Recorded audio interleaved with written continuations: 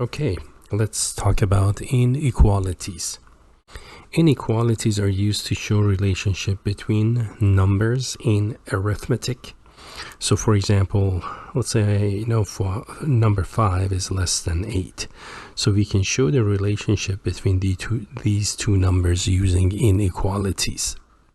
5 less than 8, or we can say 8 is greater than 5.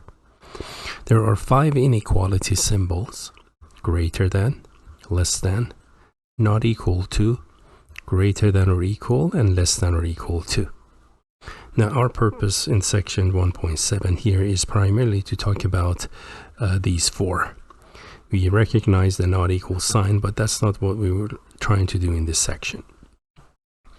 Now logically speaking, we can use less than or greater than symbol to show relationship between 5 and 8. So both of these are true statements. The top one reads 5 is less than 8, clearly a true statement.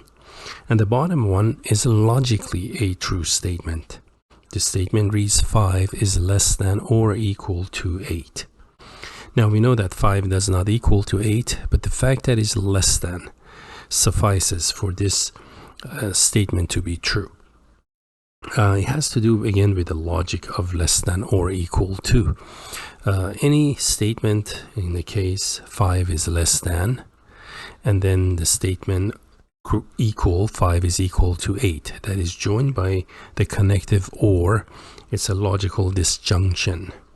So this would be, let's say P states 5 is less than 8, and we have a statement Q that says 5 is equal to 8. Now we're saying or. In other words, the statement reads 5 is less than or equal to 8. 5 less than 8 or 5 equal to 8.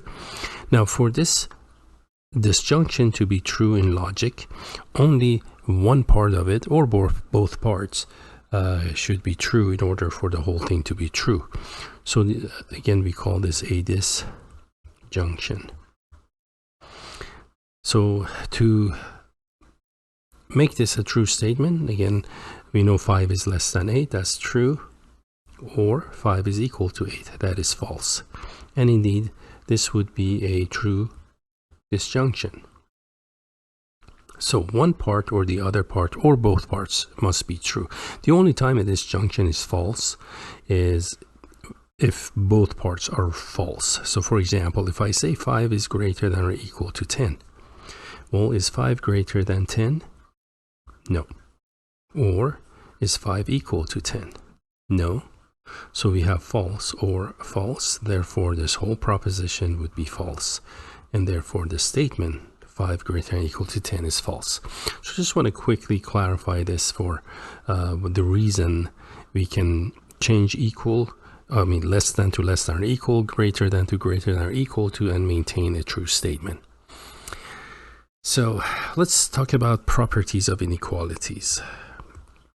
The properties that we're talking about are addition property and multiplication property. Now the addition property is straightforward. If A is less than B, then A plus C would be less than B plus C. In other words, we could add a constant C to both sides of an inequality and we will maintain the truth of that statement. Positive, negative doesn't matter. You can add either or. And remember, all of our properties that hold for addition will hold for subtraction, because we've used subtraction as addition with opposites. Therefore, with addition property, although we can add a constant to both sides, we could subtract a constant from both sides also. Let's take a look at multiplication property now. The multiplication property of inequalities actually has 2 parts, and you will see why. So it's going to start out with A less than B. Then, if C is actually a positive constant, don't say then if, we could, but it gets complicated. So let's say if A is less than B, then for a constant C greater than 0, the product AC will be less than BC. If the constant is negative, the product AC will actually be greater than BC. So there are two parts to this multiplication property. It's similar to multiplication property of equations. The addition property of inequality is identical to addition property of equations. But multiplication, we got to be careful. If we multiply both sides by positive, then the direction of inequality does not change. But notice how the direction of inequality changed here from less than to greater than. So we got to be mindful of that. Now the reason for this, let's say I have number 2 is less than 10. If I multiply both sides by -1, -1 times 2, and 10 times -1. So that's now -2, that's -10. Well, which number is smaller now? -2 is closer to 0, therefore it's a bigger number. And there you go. So we have the larger, -2 would be larger than -10, and therefore notice how the direction of inequality has flipped or switched. The direction of inequality is also known as its sense. So the sense of inequality often we talked about. So anytime you multiply, and again because division is viewed as a multiplication with reciprocals, so anytime you multiply divide by a positive constant, we don't change the direction or sense of inequality.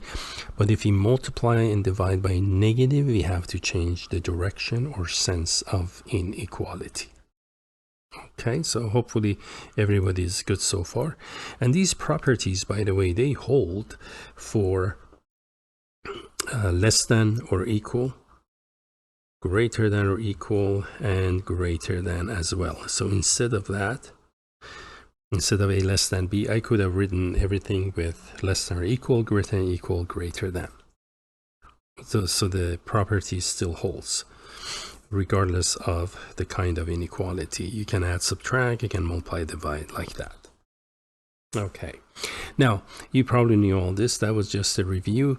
Let's talk about next linear inequalities in one variable. So linear inequalities in one variable. Now the variable of choice, of course, is x, but the variable could be anything. So I'm actually using x in this definition. A linear inequality in one variable is one that looks like ax plus b and is greater than 0. And again, remember, it could be greater than, less than, greater than, equal, less than, or equal to 0. So that's a linear inequality in variable x. A and b here are real numbers. Okay. And of course, a cannot be 0.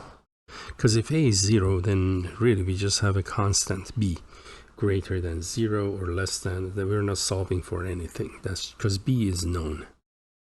So let's see how we're going to do this. Let's take a look at an example of solving linear inequalities.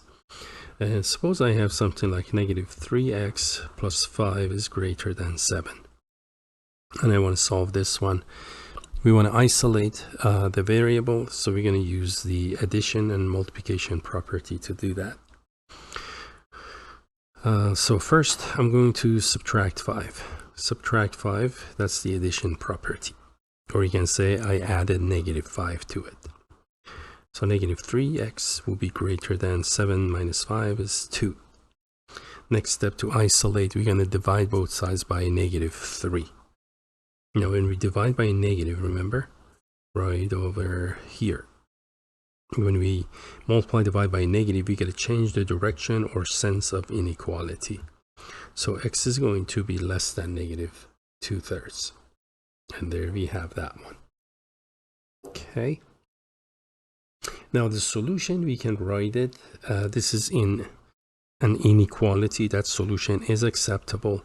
We can also use a set builder notation that goes like this. Here's your curly brace, the variable, the line here, which means again such that,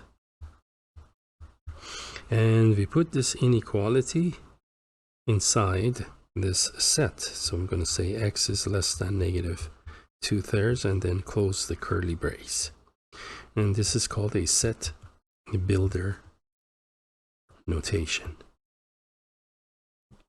All right, and we have that.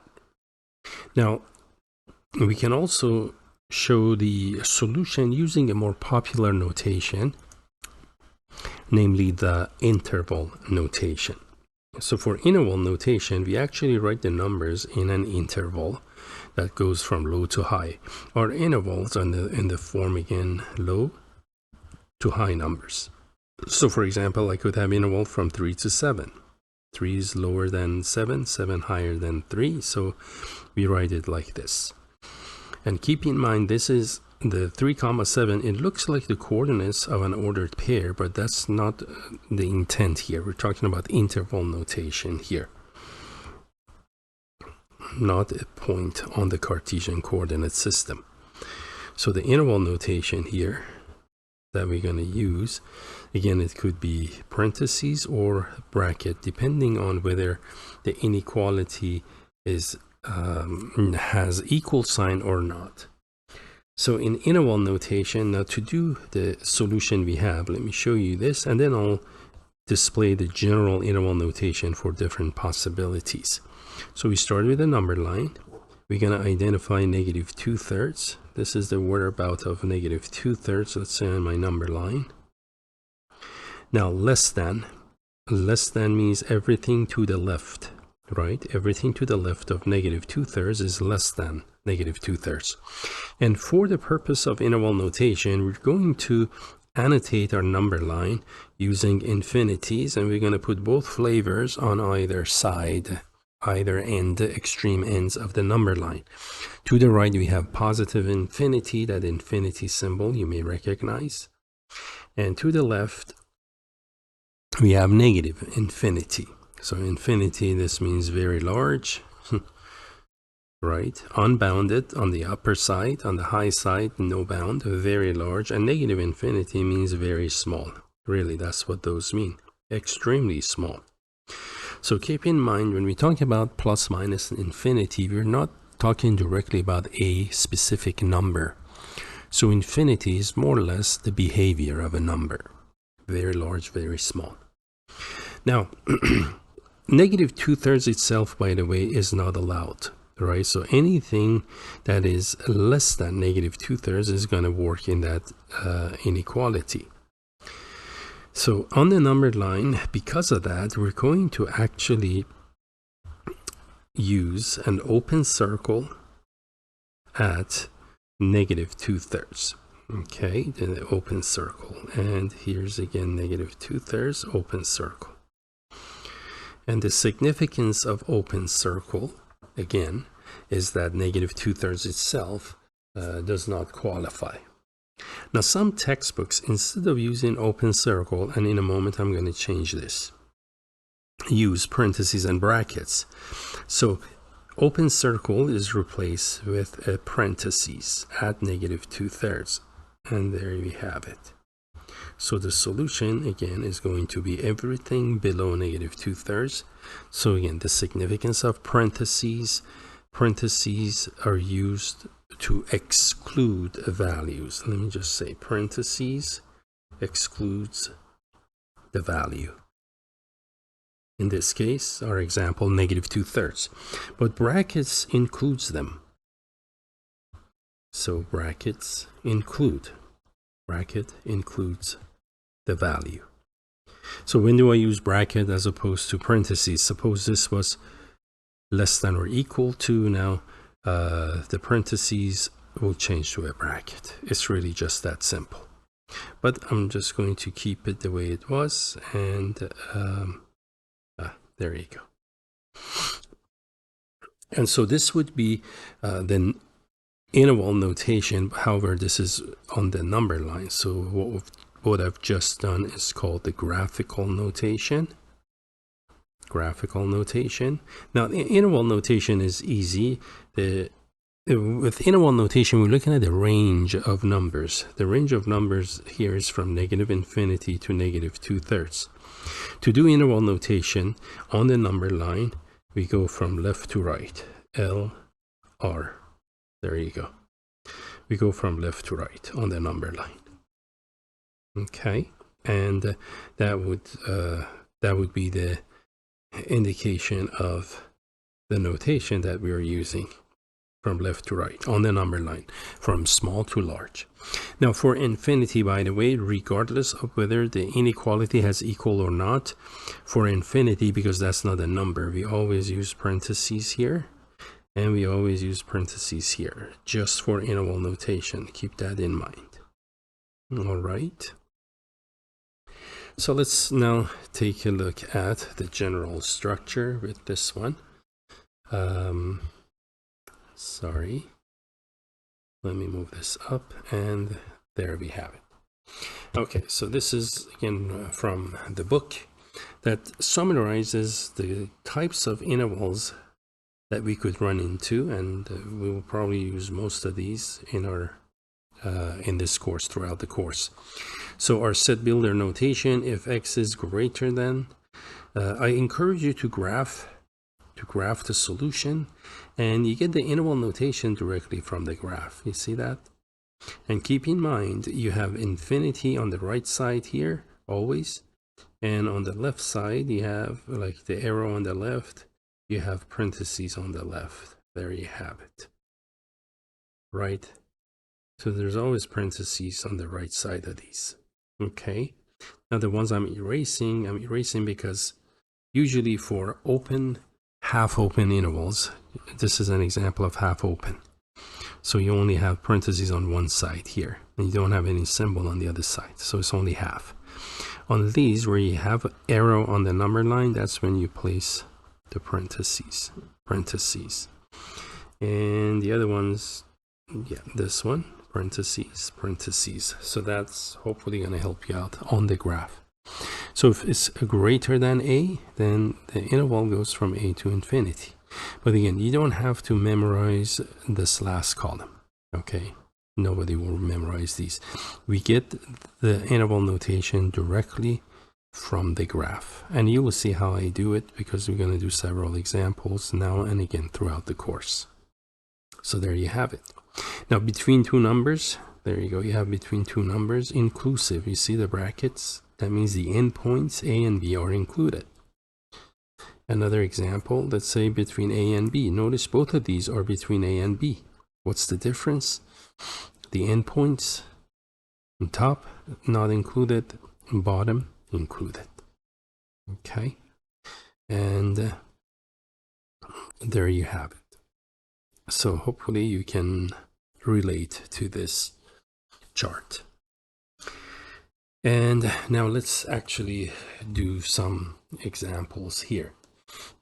Now once we've talked about the summary of intervals, let me solve another example of a linear inequality, and then we look at other type of inequalities other than linear. So let's take a look at this example. I'm going to look at, let's say, 4 minus 3x, and this time we're going to go less than or equal 7 plus 2x. Okay, now I have variable on both sides. Let's say I want variable on the left side, so I'm going to subtract 2x from both sides. Now we don't know what x is at this point, right? So all we know is that x could be positive or negative. I don't know which one.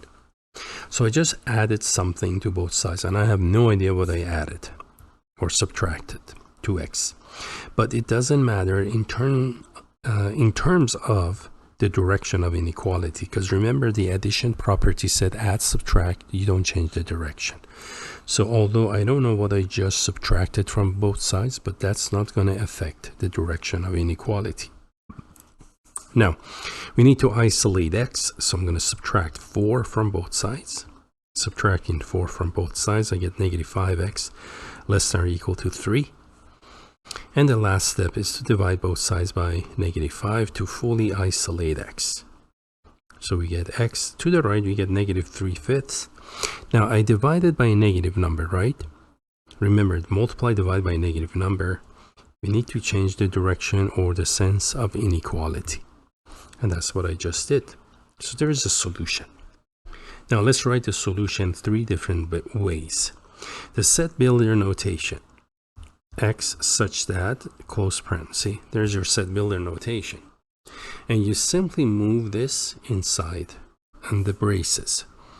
X greater than or equal -3/5. And there you go. That's the set of numbers.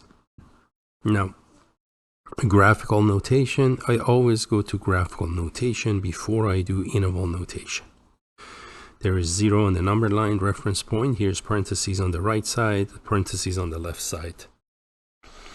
And let's identify -3/5. An arbitrary point here would be -3/5. You don't have to actually scale it. Like, you don't have to count it as like 1, 2, 3, and then find that. Just call that reference point. Of course, negative, right? What am I doing on this side? I'm on the wrong side of 0. There's -3/5. Now, if everything that's greater than or equal to, because equality is allowed in this case. In other words, the answer could be -3/5. -3/5 itself is a solution. There you have that one. And then we have that all the numbers that are to the right of this value, -3/5. So what is the interval notation then is going to look like? So for interval notation, directly from the graph, we're getting that directly from the graph. Okay, my interval notation is going to go from -3/5 and brackets. You see, it's just like that, because that's a bracket. This will be a bracket, comma, infinity, and you always have parentheses on the right side next to infinity, regardless of whether the equality is included or not. Okay, and there you have it. This would be the interval notation. We tend to write solutions in interval notation rather than set builder notation because they are simply more concise. That's why. And there you have it. That wasn't so bad. The linear inequalities are pretty easy, straightforward, because all you have to do is multiplication and addition property to isolate x. If there are parentheses, there may be parentheses. You simply use what you call it. For parentheses, you do distributive property. Now, sometimes, by the way, let's take a look at three-part inequalities. Three-part inequalities are exactly just that. Let's say I have -7 less than or equal to x plus 5 less than 10. So suppose I have 3 parts here. 1, 2, and 3 parts. Now we still want to isolate x, right? So to isolate x, you either use addition or multiplication property.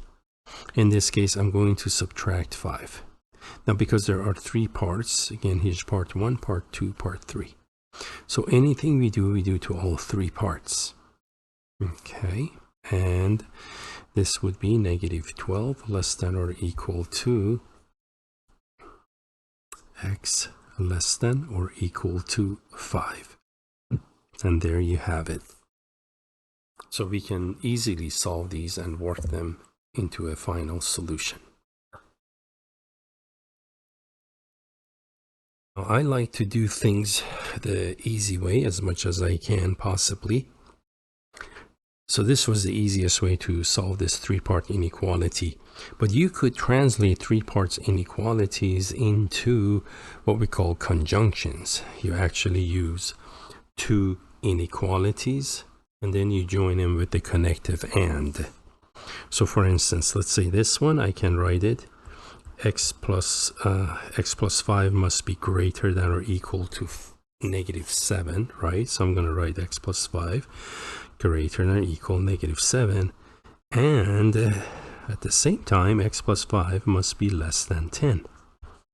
Remember, with this we are done already. That's the solution. And the interval notation, by the way, runs from -12 because x is between -12 and 5, and there you have it. And we're done. Now let's carry on with this one. Subtract 5 from both sides. We have x greater than or equal to -12. and subtract 5 from both sides, x less than 5. Now if I go on the numbered line, I'm looking at places where x is greater than negative 12, right? That would be greater than negative means to the right of negative 12. So there you go. Everything here works in that inequality. And it has to be at the same time less than 5. So for less than 5, I'm going to use a different color. Suppose this is 5. I have to use parentheses, right? Because there's no equal sign on that inequality. It has to be less than that. So the less than part, notice, goes in this direction now. Everything that's in the red segment satisfies the inequality on the right side, and everything that's in black satisfies everything on the left side. Now, in order to find the solution must work in both. See, it has to be this as well as and this. Therefore, the common solution would be the crosshatch right in here. You see that? The crosshatch area right in here. And the solution, looking at the graph, lies between negative 12 and 5. That's precisely what this was.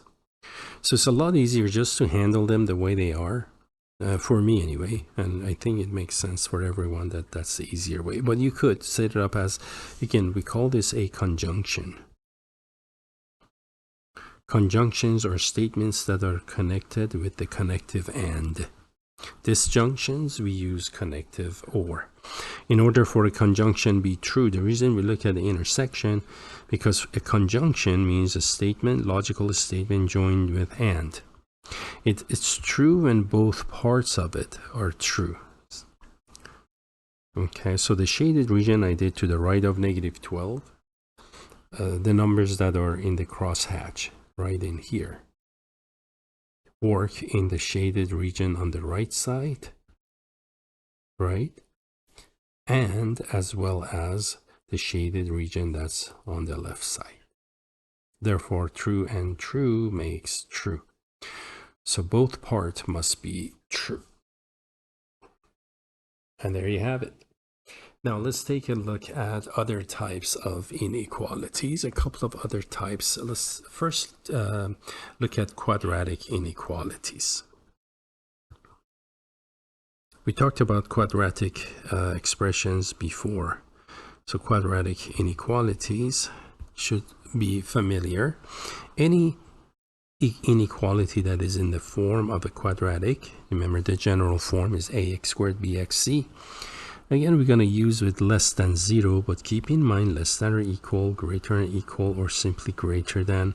All three could replace this. The process is not going to be different, how we do these. Okay? So let's take a look at how we're going to do this. In order to solve these quadratic inequalities, we need to first, two things must happen for us. One, you have to have 0. This is a must. Gotta have 0 on the right side. And on the left side, we're going to factor the quadratic expression here. Okay. Now, what if it's not factorable? Then we need to solve the quadratic equation. But let me, before we see something like that, let's just do one. The ones that we look at will be factorable, the easier case. And then if we run across one that's not factorable, then I'll show you how we solve it and then get the solution.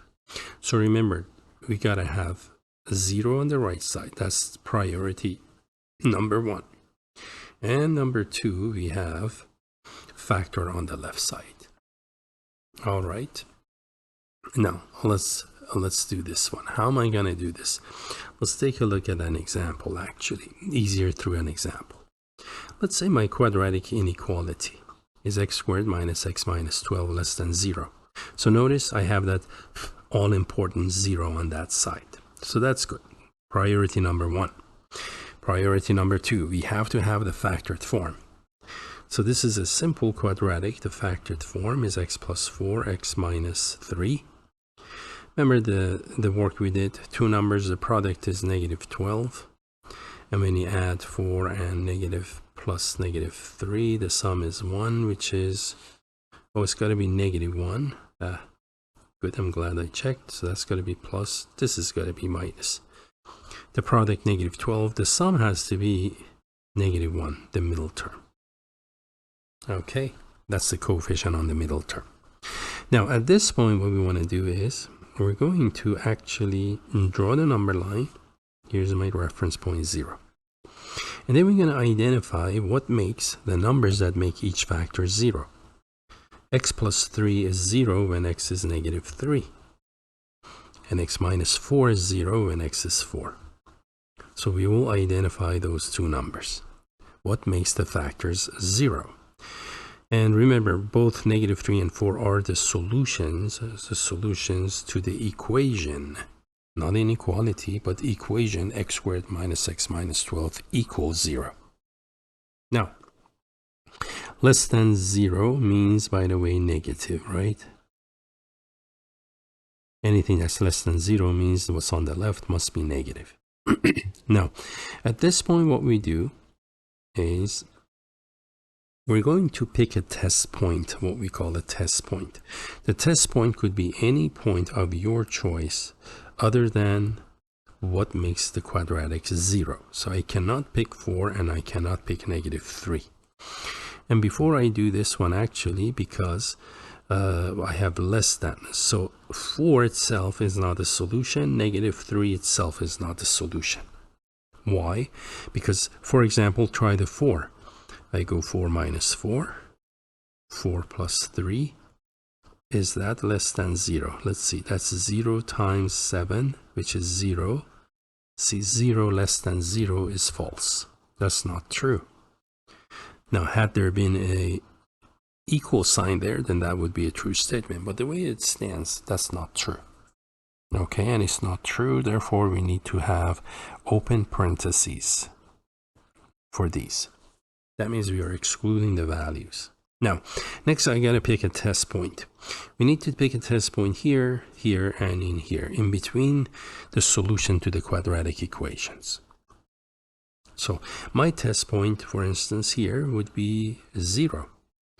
Now, once we plug in a 0 into our factored form or the original inequality, either or, let's see what happens. I'm gonna look at the factored form. This one. So I'm plugging a 0. My test point is 0. X equals 0. So x minus 4, the first factor, x minus 4, that's going to be 0 minus 4, which is negative, and 0 plus 3, which is a positive 3. Notice I just put a sign minus and plus. Because for the work I'm about to do, we don't care about the fact that the product is negative 12. It doesn't matter. What we care about is the sign. This is the sign that we are about to write on the inequality, the expression on the left side. So if I use a test point 0, I'll be multiplying a negative times positive. The product would be negative. And again, negative 12 is actually the exact value here, right? So I'm just going to put minus, minus, minus, minus, minus. Now, what does that minus, minus, minus, minus means? Well, all that means is that anybody who picks a test point between negative 3 and 4 is going to get a negative product. So, for example, let's say somebody else says my test point is going to be x equal 2. I did 0. Somebody says I want to do 2. Well, for this person, x minus 4, that will be 2 minus 4. And 2 plus 3. So they will be multiplying 5 times negative 2. See, the answer is negative 10. What's important is the negative sign. I know I got negative 12 and the other person got negative 10, but remember, we don't care about the magnitude of the number at this point. We just want the sign on that number. So that's the significance of minus, minus, minus. Now, a test point beyond 4, for instance, 5. Okay, plug in a 5, so I get 5 minus 4 times 5 plus 3. 5 minus 4 is 1. See, I'm going to drop the number, keep the sign. 5 plus 3 is 8. drop the number, keep the sign. So I'll be multiplying the positive times positive with that test point. I would expect to get a product that's positive, don't I? And you can actually do the arithmetic, see what that positive number is. We don't care about the number itself. There, I picked 5 here. 0 here. Now I'm picking something below -3. Let's pick, no, -5. How's that?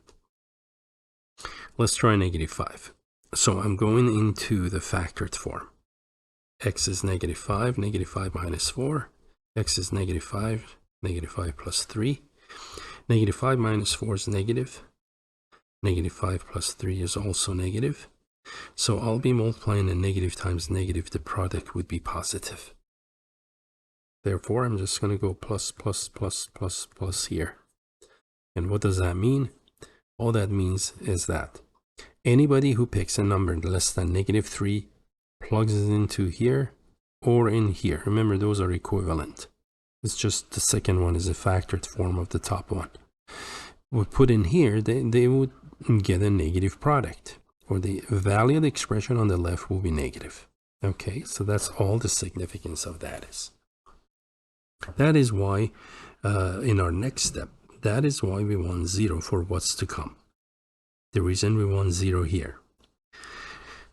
We want what's on the left side to be less than 0, means we're looking for negative expressions on the left, or negative factors on the left, products on the left. Well, how can I get negative on this number line? The negatives occur in here, don't they? Right in here. That's where things are negative. Therefore, the solution to this inequality is going to be, you can now finish the solution. The solution is going to be parentheses -3, 4, and there you have it. You see how that worked? And there is the solution to that quadratic inequality in interval notation. Now, something interesting you can see here, if you look at this alternating pattern of signs, I go plus, minus, plus. Is that going to happen every time? Not necessarily, but this kind of pattern of positive, positive, or negative, positive, negative, alternating patterns of positive and negatives will happen as long as the factors are not repeated, or if they are repeated, the exponent or repeated factor is odd. Okay, so for example, if I have x minus 4 cubed, I would expect the sign to alternate. X plus 3 to the 5th, I would expect the signs to alternate. But if one of them was a square, on 4, for instance, at 4, I would not expect the sign to alternate. It would be to the left minus and maybe to the right minus also, or vice versa. It would be positive on the right and positive on the left. Okay. The safest bet is to actually plug in your test points so you don't have to second guess your work. And there you have it. So there's a solution to this inequality. Let's take a look at another one. Okay, so this other one, for instance, another example. This time we want to look at, let me make one up. Let's say I have 2x squared plus, let's make that 5x, and that should work, -12. I'm trying to find numbers that work so that I can factor these. Let's see if this is, if not, I'll tweak the numbers. All right, so 2x squared, I'm going to go 2x and x for that product. And then -3 and then 4. There you have it. Let's try with that. Again, I could go -2 and 6, or 6, -2, 4, -3, 1, 12, so on. So I'm just using this one. Okay, and let's see if this works. 2x and x gives me 2x squared, 2x and 4, 8x, -3x, -12, That's 5x minus 12. Perfect. The first guess worked right here. I got lucky. That's all that was. Okay, so there's your factored form. Now, once I have the factored form, the next step, remember, each factor must be set equal to 0. Forgot to mention, see that all important 0? It's got to be there. What if it's not there? What if that was a 5? Well, then you just move 5 to the other side and create a 0 first before you factor. Don't factor, then move the number to the left. Then it's just a redundant work. You have to break it and refactor it. So with this one now, let's see, 2x minus 3, 0. 2x is 3, so x must be 3/2. X plus 4, 0, that's the easier of the two, x negative 4. So there we have. I've got two numbers that will make this 0. Here's my number line, point of reference 0. One number is 3/2. Let's say this is 3/2. The other one is negative 4. And we have a greater than or equal sign. So these circles at negative 4 and 3/2 are going to be solid, not open, but filled or solid circles. And that means you have a solution at negative 4 and you have a solution at 3/2, which makes the left side of inequality precisely 0, exactly 0. Okay, now once we have this, we need to do our sign. So to do our sign on the number line, I need to choose test points. I'm going to go with my 0, the easiest test point I can find. So 0 times 2, I'm looking at this inequality, that statement. 2 times 0 is 0 minus 3, and 0 plus 4. 0 minus 3 negative, 0 plus 4 positive. The product's going to be negative, right? So I'm going to go minus, minus, minus. And because the factors do not repeat and the exponent is not even, feel free to pick your test points. I bet you will get positive signs on the product or the value of the expression for numbers greater than 3/2, and you get positive numbers for values of x less than negative 4. And there you have it. Now, greater than 0 means positive. Anything that's greater than 0 is positive. Well, I have positive here and I have positive here. So remember, negative infinity and infinity lie at the ends of the interval with parentheses. So the interval notation, just bring this down. Negative infinity to negative 4. Bracket, because I have solid circle. In bracket means negative 4 itself is a solution. Then we use the union symbol, means or. We borrow that from set theory. And we get positive on this side. So I'm going to go bracket 3/2, comma, infinity, and use parentheses. And there you have it. So that's going to be the inequality. All right. And of course, the solution to the system is going to be that. So if you have 0 and factored form, it's really straightforward. There's not much to this. All right, let's take a look at now the last kind of inequalities. Let's talk about rational inequalities.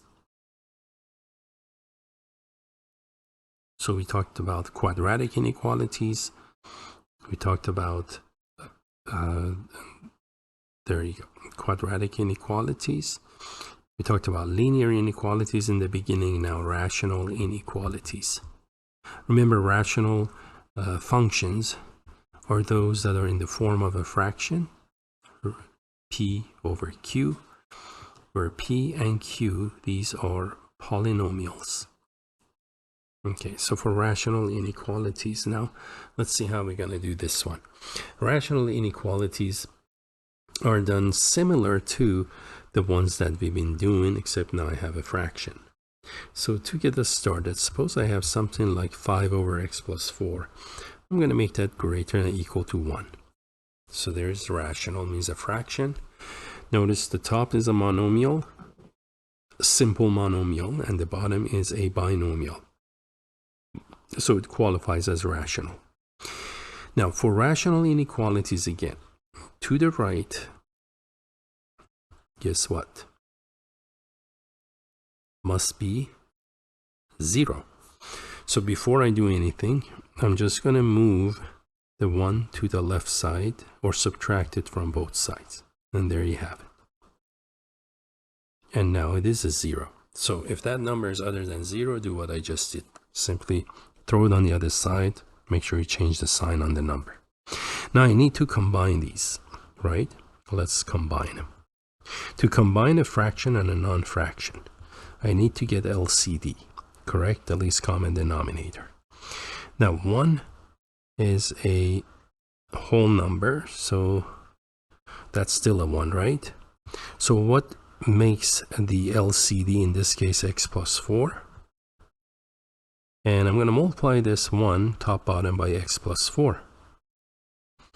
So remember, because a fraction, non-fraction, or two fractions, we can combine them, add, subtract, only if they share the same common denominator. And then here, the common denominator is x plus 4. On top, I get 5 minus x minus 4. Remember, you have a negative of parentheses x plus 4. So this negative actually distributes to both x and 4 as well, not just to x. And there, next step, 5 minus 4 is 1 minus x divided by x plus 4. Perfect. So I'm going to rewrite this problem as 1 minus x divided by 4 plus x, or x plus 4 is the same thing, greater than or equals 0. And check this out. Looks different than what we started with, right? Gotta have 0 on the right side, and on the left side you want a polynomial on top, possibly polynomial on the bottom. And what's on top and the bottom? They must be factored. Okay, so this should be factored as well as the one on top. Now, of course, x plus 4, there's nothing I can factor. It's just the whole binomial group is a factor itself, and so is the one on top. It's its own factor, binomial factor. But if that was a quadratic, difference of two squares, sum of squares, and all that stuff, well, sum of squares isn't factorable. But if it was difference of two squares or a quadratic that was factorable, I would be factoring them. Because why do we need to factor them? For exact same reason we factor this binomial. Because only in factored form we go from this factored form to labeling the number line and determining the signs on the number line. Now this one is greater than 0. The one we're working with is greater than 0. So we want positive ratios, correct? Greater than 0. I'm going to go to my number line. There is my number line, my reference, 0. What makes the top 0? 1 minus x 0, move x to the other side. There, x is 1. That's what makes the top 0. What makes the bottom 0? Well, subtract 4 from both sides. Here, x is negative 4. Negative 4, and here's my number line. Parentheses on the right, parentheses on the left. Remember, to the right is infinity, on the left is negative infinity. So let's see whether we need solid or closed circle, filled circles, or open circles. So let's take a look at x equal 1. At x equal 1, we get 1 minus 1 over 1 plus 4, which is 0 divided by 5, which is 0, right? Notice that is a solution. 0 is greater than or equals 0. So at 1, I'm going to have a solid circle. Okay, and there is my solid circle, filled closed circle. Now when x is negative 4, we get 1 minus negative 4 divided by negative 4 plus 4. So this is going to be 1 plus 4 is 5 over 0. Now, what is division by 0? Division by 0 is undefined, correct? So because notice again at -4, I'm running into an issue here, problem. Therefore, -4 cannot be a solution, correct? It simply can't. So I'm going to make that an open circle because division by 0 is undefined. The fact that we cannot divide by 0 trumps the equal sign on the inequality, which tells us the point must be a solid point. Even if this says make it solid, I'm not going to, because at that point we have division by 0, so I cannot do it. Now, once we get past this step, next step is to pick your test point. I'm choosing 0. 1 minus 0, 0 plus 4. Well, 1 minus 0, positive 1. 0 plus 4, positive 4. Dividing positive by positive yields positive.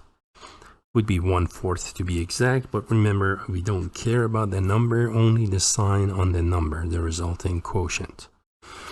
All right, so we're going to go a bunch of positive. Again, anyone who picks any number in here, plugs it into the fraction, is going to end up with a positive number.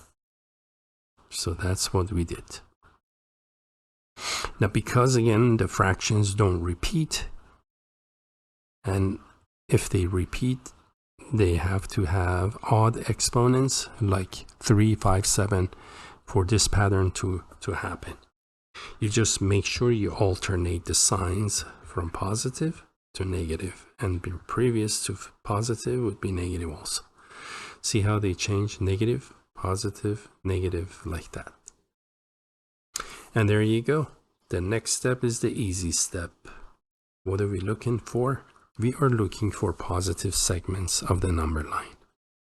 So the solution's got to be -4, parentheses, comma, 1, bracket. This is where the positive ratios occur, and that's exactly what we want. And with that, there you go. We are done with this example. This will be the solution. All right. And there you have your, what you call it, rational inequalities. That's how you do it. So let's take a look at now just some examples, other examples together. All this example, and then we have -2x minus 2, and let's make that less than or equal to 1 plus x. So I'm doing again linear inequalities. We want to solve these two, and then we'll look at maybe about 3 or 4 of these, and then we do 2 or 3 quadratics, and then a couple of rationals. So for this one, remember we need to isolate x. I'm going to subtract x from both sides.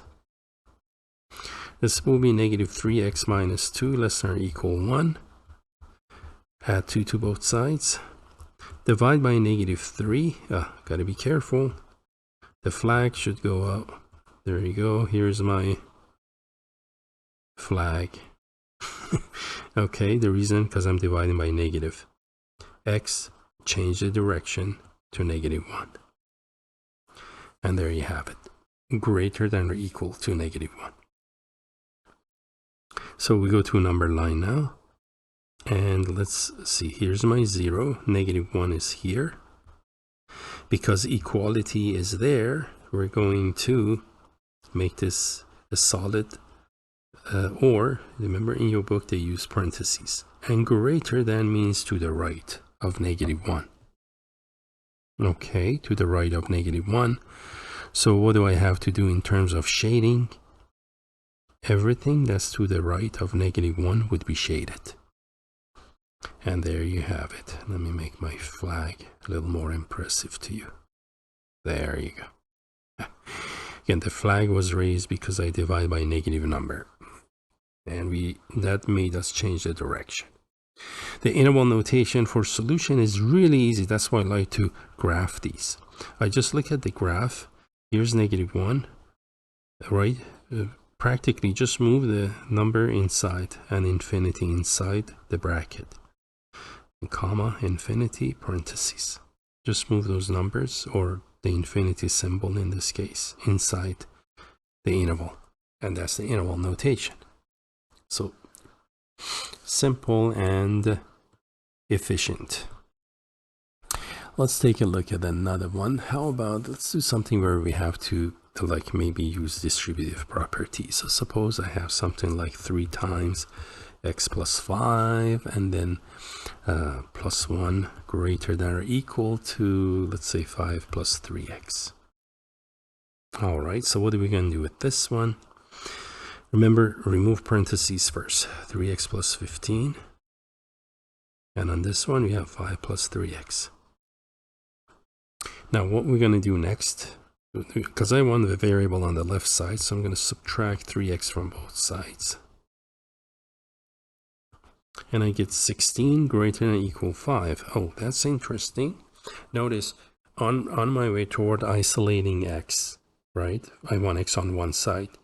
The x happens to disappear from both sides. So all I'm left with is actually just a statement, 16 greater than or equal 5.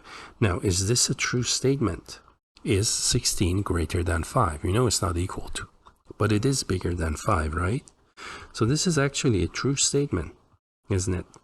However, I have no variables.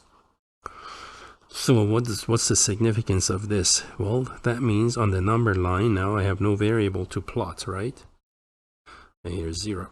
So you can pick anything because x's disappear, right? On both sides. So then what is the number line going to look like? Well, this is true for no matter what x is independent of x. And there you have it. So there's the graphical notation for the solution. Remember, we got parentheses here, parentheses here. Bring the symbols inside parentheses. This is already drawn inside. I don't need to bring it inside. The other one I had to. Okay, and you're looking at the interval notation for this one now. The interval runs from negative infinity to infinity, which is really another way of saying all real numbers. Let me use the funny looking R we've been using. This means all the real numbers would work in this case. Anything you want it to be. 0, 1, 2, 3, 5, square root of 2, negative 4, negative a third, whatever you want it to be. It works. All right, got that one. Let's take a look at another one. How about a three-part inequality? Let's look at another one. So this one is going to be negative 5 less than, let's make 5 plus 2x less than 11. Again, for 3 parts, the way I do it, I just keep it the way it is rather than breaking it into 2 inequalities and solve it as a conjunction. So I'm going to subtract 5 from both sides towards isolating x. That makes negative 10, 2x, and 6. Next, divide everything by 2. Notice whatever I'm doing it to all 3 parts. Now, once we divide everything by 2, what are we going to get? Negative 5 less than x less than 3. Now, solution, suppose we want solution in interval notation. So in interval notation, I'm going to have to graph this thing. Here's my 0 on the number line. Less than 3 means parentheses at 3. Greater than negative 5 means parentheses at negative 5. Everything in between, there you go. The interval notation is negative 5 to 3. And there is the solution in interval notation. Let's do another 3-part so you get comfortable with this one. 10 less than or equal to 2x plus 4 less than or equal to 16. Again, to isolate x, I'm going to subtract 4 from all parts. 12 greater than or equal to 2x greater than or equal to 6. And then let's divide by 2. By 2, so this will be 3 less than or equal x less than or equal to 16. I'm sorry, 6, not 16. 12 by 2 is 6. X must lie between 3 and 6. If you graph it, here's 0, there's 3, here's 6 on the number line, and there's the shaded segment. So the solution is bracket 3 comma 6 close bracket. And there we have the solution on this one. Let's take a look at a quadratic one. What does the quadratic inequality look like? Suppose I have x squared plus 3x minus 4 less than 0. Now this one should be factorable, I hope, the one I made. Let's go x plus 4, x minus 1, the product's negative 4, the sum 3, that should work. How are we going to do this? Again, remember what makes x plus 4 0? And negative 4. And that's going to be open circle because there's no equal sign on the inequality. We're going to end up looking for negative products, right? What makes x minus 1 0? A 1, right? 1 minus 1 is 0. That's also open circle because less than. Now let's do our test point, which is 0, the easy point. You can put 0 again in here. If you do, you get 0 plus 0 minus 4, which is negative. Or you can actually do it in the factored form here. If you do in the factored form, 0 plus 4 is positive, and 0 minus 1 is negative. The product would be negative. And because I only have individual factors, they don't have even multiplicity, they don't have squares on top. So I would expect the signs to alternate, plus minus plus. So remember, if you have minus here, this cannot be minus. This cannot be minus. The adjacent signs cannot be the same. They have to change. All right, and what are we looking for? Negative numbers, right? Well, negative numbers occur between negative 4 and 1. And there is a solution in interval notation. All right, and there we have that one. Let's say, what if something, for example, let me make one where we have, let's say, something that's already factored. However, let's say on this side, I don't have 0. Remember, priority is a 0. This must be 0. So I'm going to distribute the x. This is factored too soon. Distribute the x and bring 6 over, or subtract 6 from both sides. No need to change the direction. And once we have that, we can factor this as x minus 3, x plus 2, the product negative 6, the sum negative 1. Perfect, that's going to work. And we go to our graph. Center is at 0. What makes x minus 3 0? 3. And it's going to be a bracket at 3 because you have equal, right, on your inequalities. That's why we have a bracket. And let's look at our next factor, x plus 2. What makes that 0 is a negative 2. And, oops, sorry. Before we do this one, I didn't mean to put a bracket here, because for these, I'm going to put a solid circle first.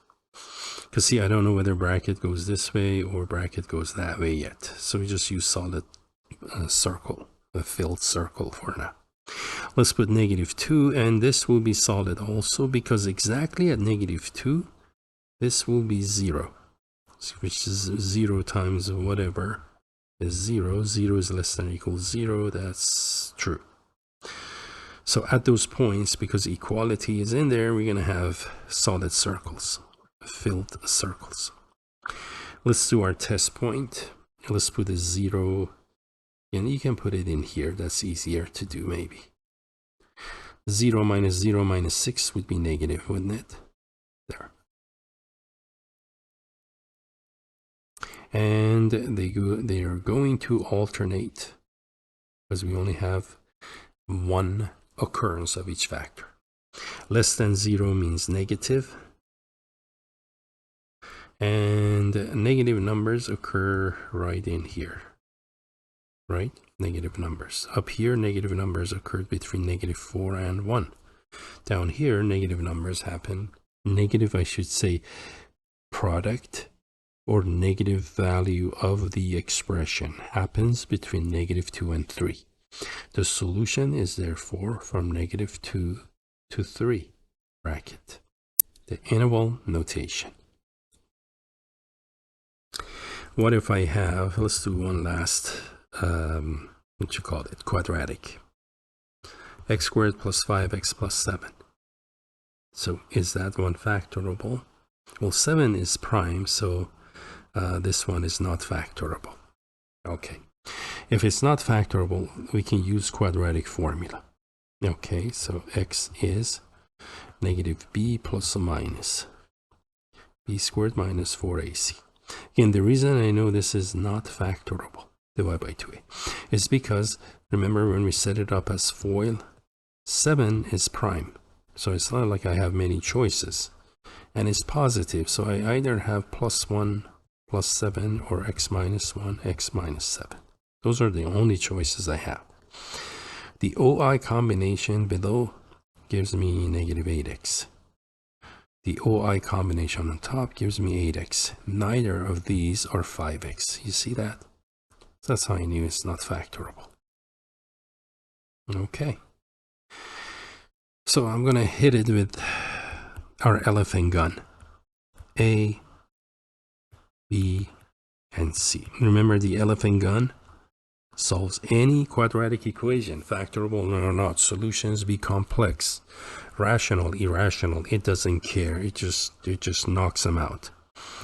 That's why I call it the elephant gun. It can kill any quadratic equation, easy or not easy. So b squared, and by easy I mean factorable or not. Okay, b squared, so that's going to be 5 squared minus 4a. A is 1 and c is 7. Oh, interesting. And 2 times a is 1 gives me 2. Okay, so for this one, the reason I said oh is because check out the radicand. The radicand is going to be 25. 5 squared minus 4 times 1 times 7 is 28. The radicand is going to be -3. So that's really O. And what do we mean by that? Square root of -3 is imaginary. So here's a case where this equation, the one I made here, does not have real solutions, right?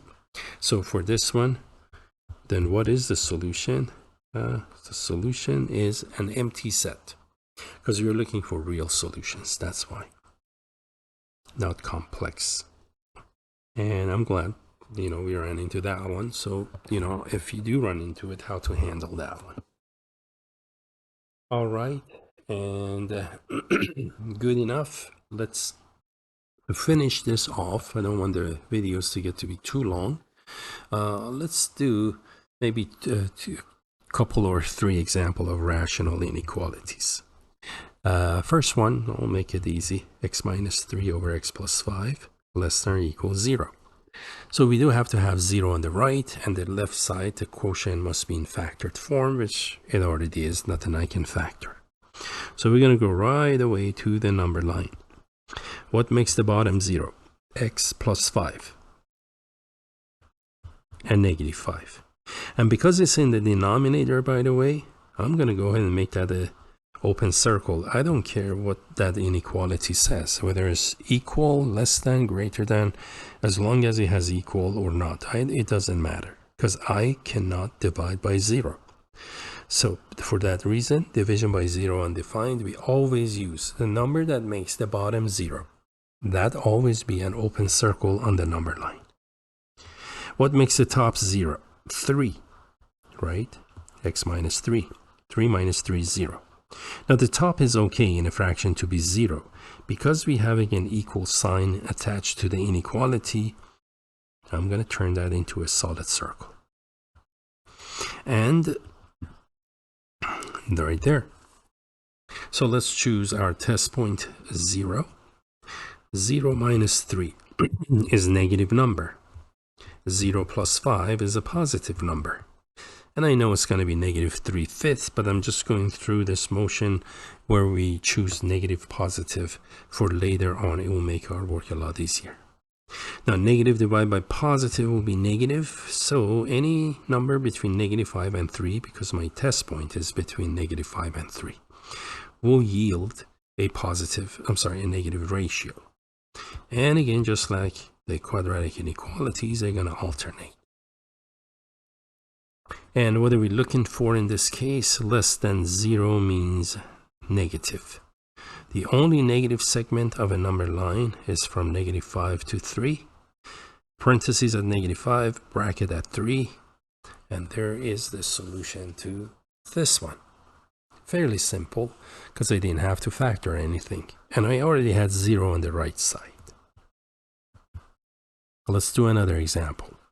Suppose I have 4 divided by 2 minus x. And let's make that greater than or equal to 3 over 1 minus x. How's that? Now, for this one, notice I don't have 0 on the right side. So before I do anything, I'm going to move the fraction to the left. Greater than or equal 0. All right, now once the fraction is on the left side, here, this is the all-important 0. That is a must. You have to have that.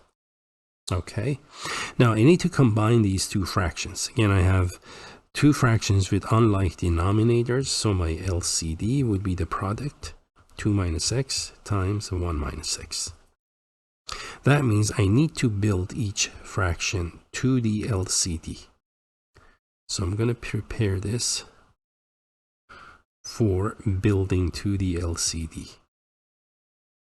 I'm not going to multiply, by the way. We don't multiply by LCD.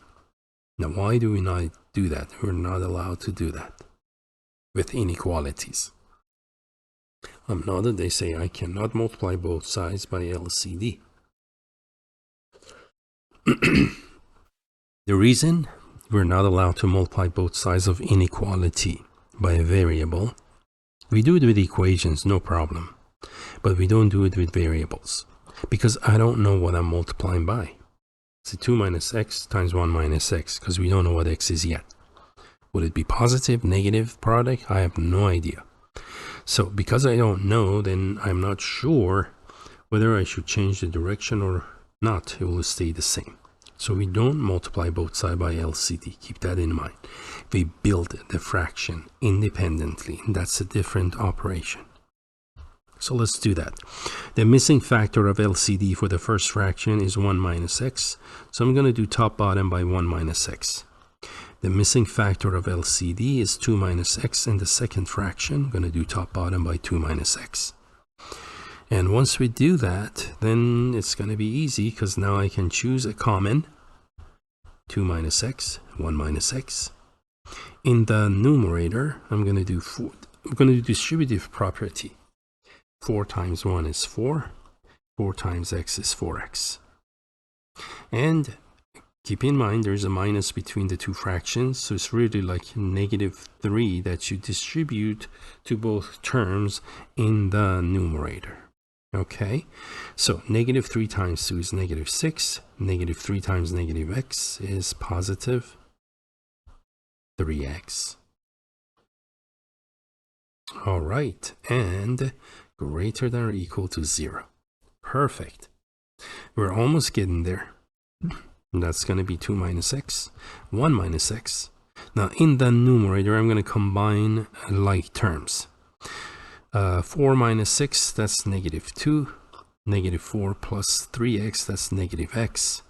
Greater than or equal to 0. And we do get a binomial on top. Negative 2 minus x is going to be negative 2 minus x. Well, I could factor in a negative, by the way. But in this case, it wouldn't make a difference because look what happens if I factor a negative from the top. I'm going to get 2 plus x, right? And in the denominator, the closest factor is 2 minus x. But see, they're not the same. They're conjugates. I cannot divide them out. So there's no point in factoring the numerator. I'm going to just keep it as a binomial whole group as a factor. The denominator is in factored form, so that's great. Now let's do this. Here's the number line, and we're going to go through our routine. What makes the top a number 0? Well, negative 2 minus x, right? So if x is negative 2, becomes 0. So x is negative 2. What makes 2 minus x 0? Take x to the other side, 2. And what makes 1 minus x 0? Move x to the other side, 1. Okay, so let me actually try to extend my number line here. There we go. So things are not going to be crammed for you to see. And there we have it. Now, let's see. Open or solid circles. Because equality is in inequality has equality. So in the numerator, what makes the numerator 0, we said was 2. At 2, we're going to have solid circle, filled circle. That means you get exactly 0 over something that's non-zero, makes it 0. In the denominator, 1 makes that 0. Remember, 0 is in the denominator, division by 0 undefined. We don't care what that inequality says. We're not going to act on that. What makes 2 minus x 0 in the denominator? We just said 2 makes that 0. That's also going to be open circle. So anything that makes the factors, all numbers that make the denominator 0, we're going to use open circle on those. All right. Now, at this point, let's do this. Let's do our test point. I'm going to choose 0 for my test point. In the numerator, we have negative 2 minus 0, which is negative. In the denominator, 2 minus 0, which is positive. And then 1 minus 0, which is positive 1. So we have negative divided by positive. That results in negative fraction, negative ratio. Any test point anyone chooses between negative 2 and 1, you're going to end up with a negative ratio or quotient. And then we're going to alternate the signs, right? Make them alternate. Negative, so on either side's got to be positive, and so on. Make sure that the pattern in this case is positive, negative, like that. All right. And what are we looking for? We're looking in greater than or equals 0. That means we're looking for positive ratios or fractions. We have positive here. You have positive here. So the solution for us, therefore, is going to be, remember the endpoints are negative infinity and infinity in parentheses here. So we're looking at positive segments. The solution is from negative infinity to negative 2 parentheses. I just picked up that part. The other segment on the numbered line that's positive is between 1 and 2. We're going to union that, which means or, parentheses 1 comma 2 close bracket, or they call them square brackets. And there you have it. That is the interval notation for the answer. There, so hopefully that again help you understand, be a little more comfortable with what we just did in this example. And I know you're getting tired, so let me do one last example, and that would be the end of this lecture for us. Suppose I'm going to make up the factored form so we don't have to mess around with this. Suppose I have factored form, 2 factored form on top, and let's say I have x minus 6. Let's make that cube. Okay, cube. Greater than or equals 0. So because things are in factored form and we have 0, remember that's a must, and we're good to go. Let's see what makes these factors 0. In the numerator, 2x minus 3, what makes that 0? Well, add 3, divide by 2, 3 halves, 1.5. And it's going to be a solid circle because you have equal sign on your inequality. Keep in mind, we want positive ratios in this exercise. So here's my 3 halves. Here's your infinity on the right, negative infinity on the left, parentheses on the right, parentheses on the left. Now, in the numerator, what makes 3x plus 8 0? We'll move 8 to the other side, divide by 3, negative 8 thirds. Negative 8 thirds, that's what, 2 2/3? So about 2.7-ish. There you go. Call that negative 8 thirds. Great. And what makes the denominator 0? 6. And remember, it doesn't matter what the inequality says. Any rational expression that has a division, the number in the denominators give you or create division by 0, they must be excluded. This time a 6. So here's my open circle at 6. Right? Now the fact that this is to the 3rd power, it doesn't matter. As far as chooses, still 6 makes that 0. Because 0 cubed still 0. So that power doesn't matter. Let's do our test point. We plug it into, again, the top and the bottom. 0, so we have 2 times 0 minus 3. And that's going to be 0 minus 3 negative. And then the next factor is 3 times 0 plus 8. 3 times 0, 0 plus 8 is positive. Notice, don't reach for a calculator. We don't care about calculators. Because this is not something I care about, the numbers. We just want the signs.